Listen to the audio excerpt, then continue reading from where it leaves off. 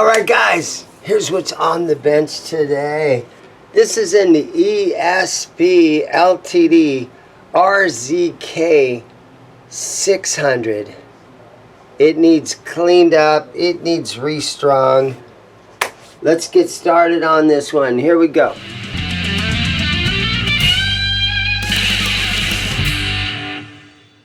Okay, the Ltd Rzk-600.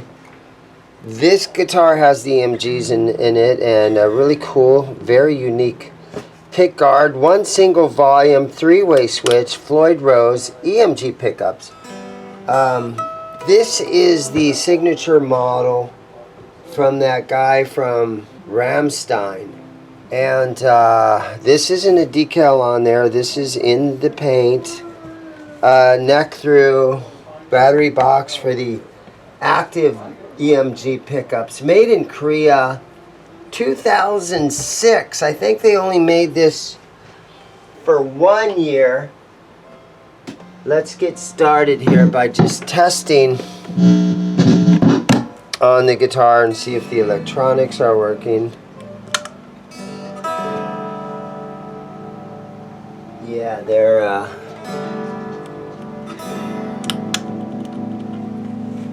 they seem very quiet.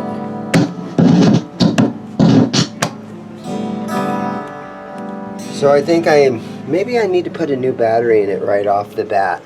Let's give that a try.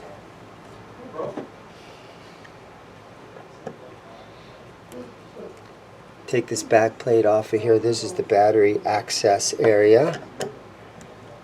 And I think a lot of time, instead of using wood screws back here, they use little machine screws. Yeah. So don't get these things separated. These are little machine screws that, you know, they're not the average wood screw kind of thing. And then to get this back plate off of here, there we go, it comes right out. Got a Duracell in here.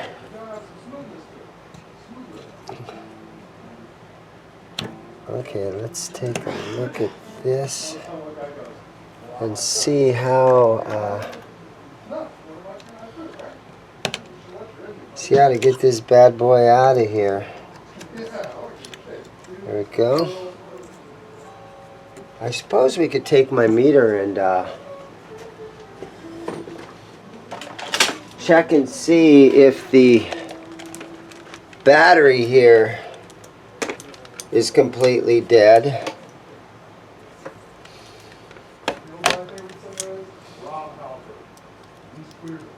Let's take a look here and see what the battery, if it's got 9 volts, we're maybe in trouble on this one. 2.73, so the battery, she's dead. So a lot of guys, check your battery, because I've had guitar repairs where guys are like, man, I think my guitar is broken.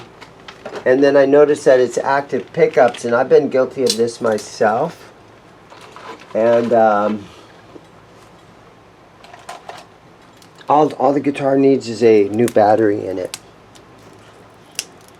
And I've seen it's happened 2 or 3 times where somebody has brought in a guitar into me on a repair, and I throw a new battery in it. And then because the only thing wrong with it is it needed a battery, then I don't charge them. I say, oh no, that's fine. I just put a battery in it. So there's no charge for that.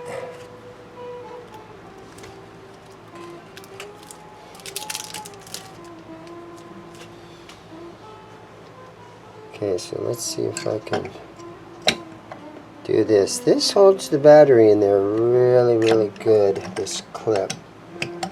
I mean, it's tight. Whoa, it scared me. Wow. And the battery's not even on there. Did you see me jump? It's like I was going to get zapped or something. Here we go. I unplugged the guitar. Yeah, I just about jumped out of my skin right there for some strange reason. Okay. There we go.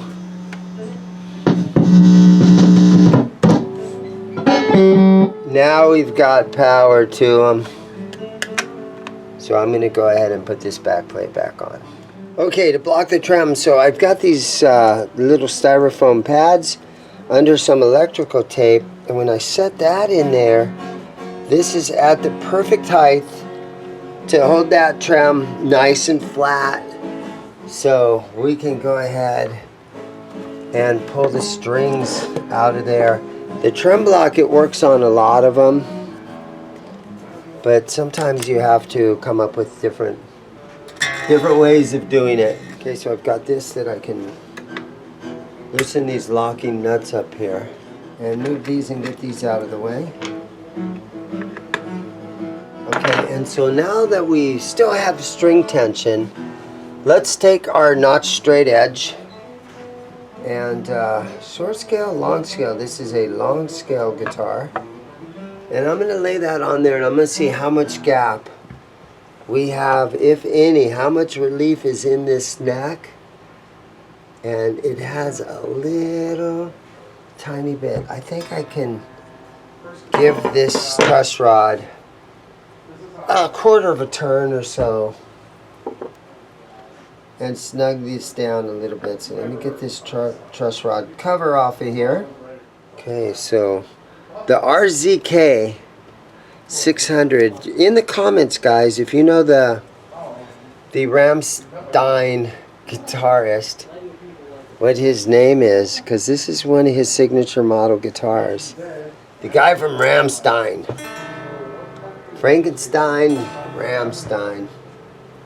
Okay, we're going to give this truss rod snug it up just a little bit. Let me see if I got the right wrench that goes in there. There we go.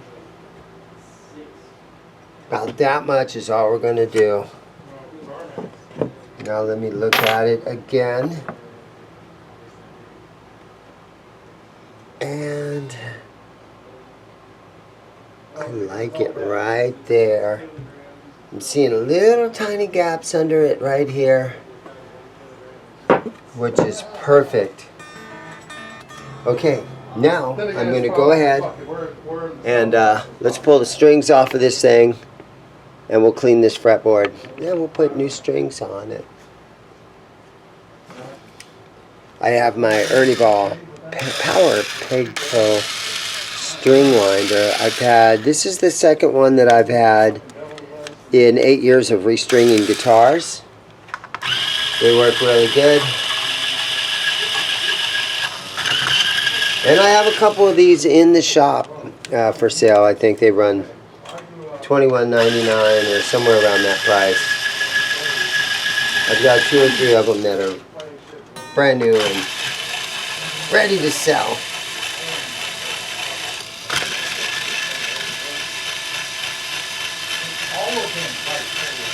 This guitar has a nice set of Grover tuners on it, and they seem like they're operating properly. Okay, so now down here on this side, I use this same wrench, and I'm going to just loosen all these and lift the strings out of there. These are turning really nice so far. They almost feel like somebody has put a little lubrication on them at one time. They are turning really good. And then these old strings just lift right out of there. And then what I do as a little safety precaution, you tighten them back up so that these little blocks don't fall out. Because when those blocks start falling out, you know, they can get lost. It's kind of a hassle. Just get these blocks tightened back in here, because I'm going to be flipping this guitar around, cleaning it, doing all kinds of stuff like that. Okay, so I have a bottle of Gibson guitar polish, and this was sent to me by a channel member or just a fan of the channel. I don't know who sent me this, but I went and checked my mail one day, And this was in the mail. It says to spray it on the rag and then just wipe it on here, and it cleans. Because I need this guitar. I own this guitar. I bought this guitar a couple days ago, and I need to resell this thing. So the cleaner the better.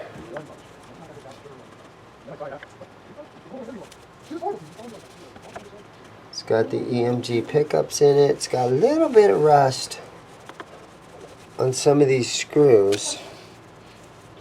I could probably clean some of these screws off. Alright, let's see if I can do this. So I got a little piece of sandpaper. Just kind of go over the top of it. I don't know if that's gonna take the chrome with it, but I think it'll kind of shine them up a little bit. So I'm gonna do this for a while. See if I can get these screws to look a little bit better. I could probably change them all too. Okay, so I've got it shined up pretty good. So now I'm gonna work on the neck a little bit. I've got my fretboard guard, and I use a little tiny piece of some 1000 grit sandpaper that I have folded over a little bit. I use this. Just gonna hit the top of these frets, get some of the dirt off, maybe a little bit of the rustiness.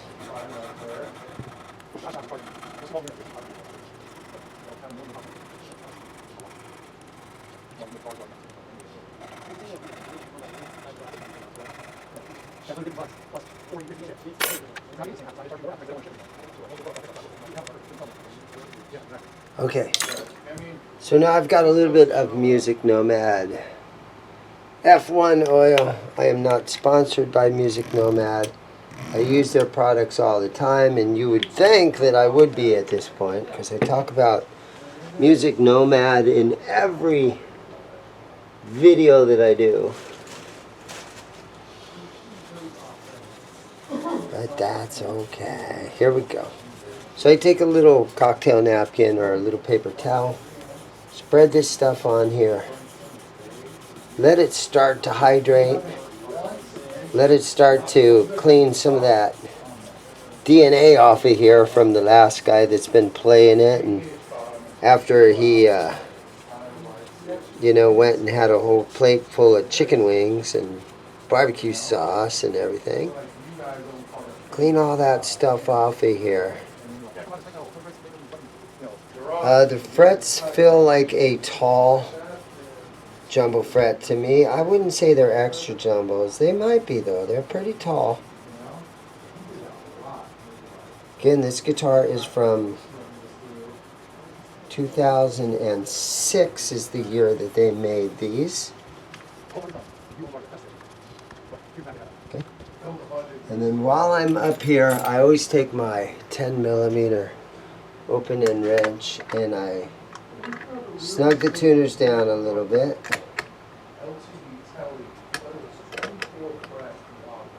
This will help your tuning stability to make sure that your tuners are nice and tight. And then sometimes you can even go in here and double check the tuner buttons to make sure that they are snug down on there, but not too tight, because you'll break that little plastic washer that is behind the button. I've seen those break. Oh, this one's kind of loose under that G-string, so they feel nice and tight now. Super easy to make that improvement.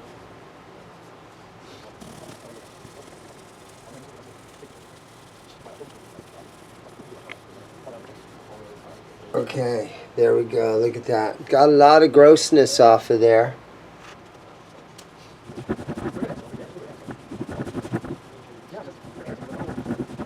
Just cleaning it is very important.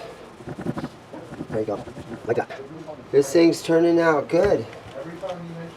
Alright, so we are ready for some strings.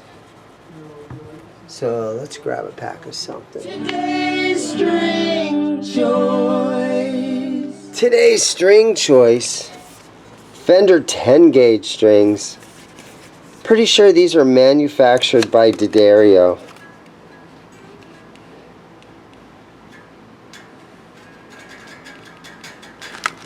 Pretty nice strings though.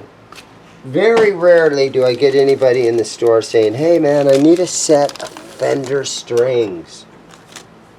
Ernie Ball strings are my big seller, but I ended up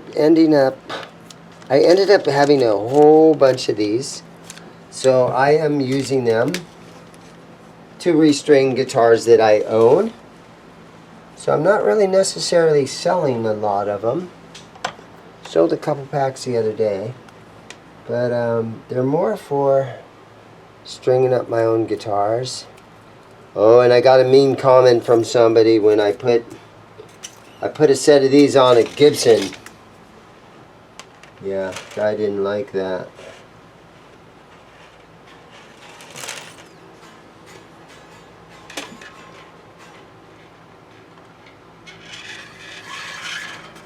Okay, so we run the string end up through the tuner, and then I have to cut this portion of the string off. Get that thing out of here. And then down in here, you can see that I'm going to loosen this little block back up, shove the string down in there, make sure it travels all the way to the bottom, and make sure that it is centered in there nicely. And then you can just really grab a hold of it to just make sure that it is down in there really good. Then come down to this end of the string, fold it up, grab your string grinder,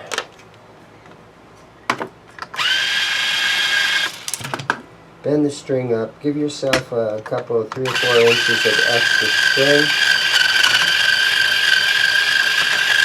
Make sure that it's in the nut properly, and make sure that it's centered across that saddle nicely. And there you go. And some guys are like, don't cut the string ends off yet. Confident that that one can be cut off of there. And then find your old pieces and throw them away. So yeah, let me throw the strings on this thing and I'll be right back. Alright, so I want to make sure that we got plenty of room on the fine tuners for adjustments. And usually guitars go flat after you put some strings on them, so I'm always kind of roll back the fine tuners away. And then we're going to just tune on this thing a little bit. Okay, that's looking good. There's my C sharp. So you just gotta kind of be patient with it.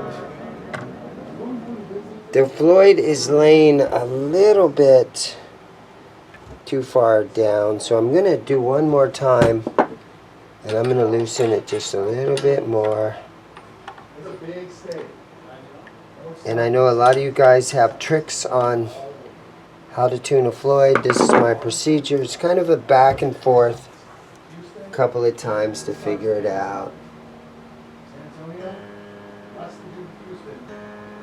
Okay, now I'm tightening these up a little bit. That should pull the Floyd forward, and so that lays nice and flat.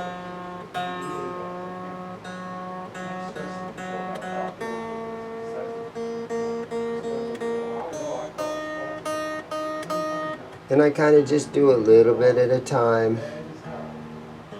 Leave every string a little bit flat until you go all the way across all 6 of them.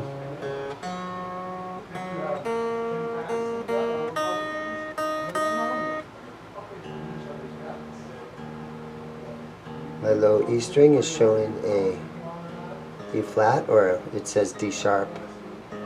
G sharp right there for my A string, C sharp right here for my D string. This is showing an F sharp.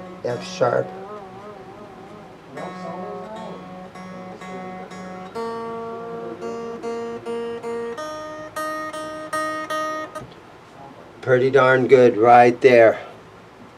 So I can go ahead and I can put these the nut locks back on, but I'm not going to tighten them down yet. Just going to put them back on.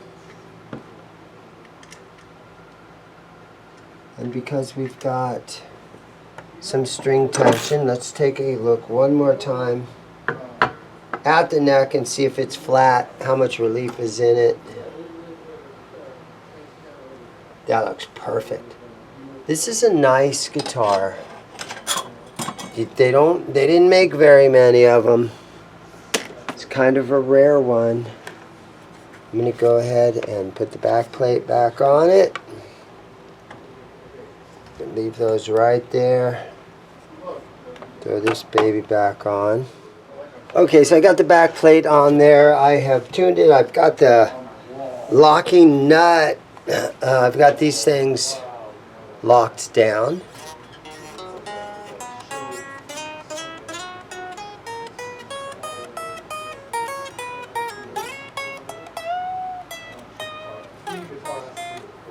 Super easy access up here to this high frets. 12, 15, 17, right here in that A minor pentatonic scale. Tons of access up in here to get to that.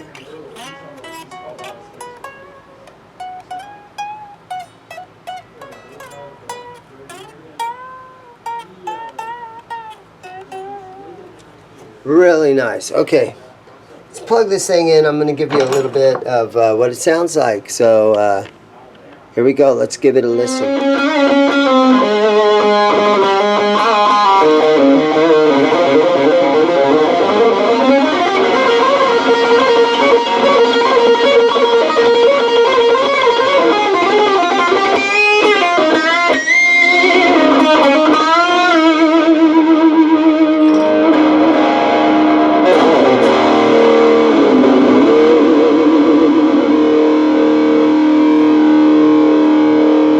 How's it play? It plays fucking sick. I love it. All right. Thanks, Travis. Yeah. All right, guys. So there it is, a Esp Ltd Rzk-600. Thank you guys for watching. This thing's all ready. It's ready to sell. Somebody go ahead. Feel free to give me a call. And do all that other stuff that the YouTubers always ask you. Like, comment, subscribe, share. And thanks again for watching, guys. Have a great day. Go buy a guitar.